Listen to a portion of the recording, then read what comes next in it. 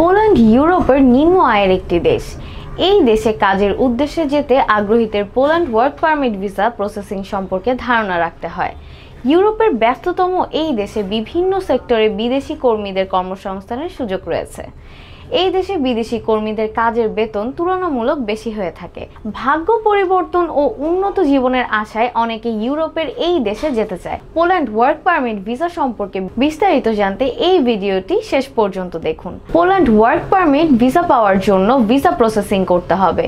বাংলাদেশ থেকে সরকারিভাবে ইউরোপের এই দেশে কাজের ভিসা নিয়ে যাওয়ার কোনো ধরনের সুযোগ নেই, তবে বেসরকারিভাবে বিভিন্ন এজেন্সির সাহায্যে যাওয়া যায়। ভিসার জন্য সকল কাগজপত্র সংগ্রহ করে নিজে নিজে ভিসা প্রসেসিং করে ইউরোপের এই দেশে ওয়ার্ক পারমিট ভিসা নিয়ে যাওয়া যায়।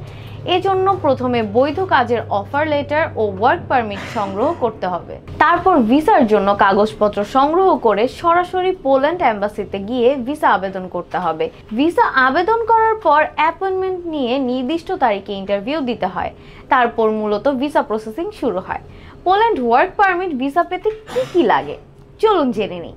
পোল্যান্ডে কাজের ভিসা প্রসেসিং করতে গুরুত্বপূর্ণ কিছু কাগজপত্র সংগ্রহ করতে হয়। পোল্যান্ডে কাজের ভিসা আবেদন করতে যে কাগজপত্র প্রস্তুত করতে হয় সেগুলো হচ্ছে বৈধ পাসপোর্ট, পাসপোর্ট সাইজের ছবি, ইংরেজি ভাষার দক্ষতা, পুলিশ ক্লিয়ারেন্স, স্বাস্থ্য পরীক্ষার রিপোর্ট, কাজের অফার লেটার, শিক্ষাগত যোগ্যতার সনদ, কাজের দক্ষতার সার্টিফিকেট, জাতীয় পরিচয়পত্র, কাজের অভিজ্ঞতার প্রমাণ। এবার চলুন জেনে নেওয়া যাক পোল্যান্ডে কাজের বেতন কত।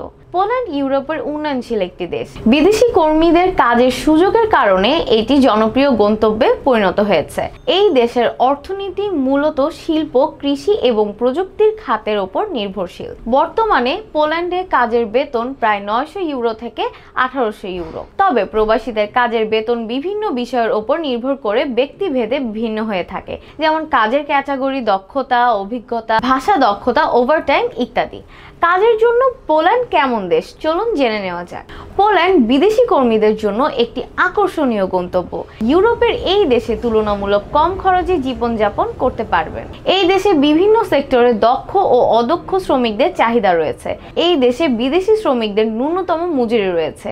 এটি সেনজেনভুক্ত দেশ হওয়ার কারণে বিভিন্ন দেশে প্রবাসীরা ভ্রমণের সুযোগ পাবে।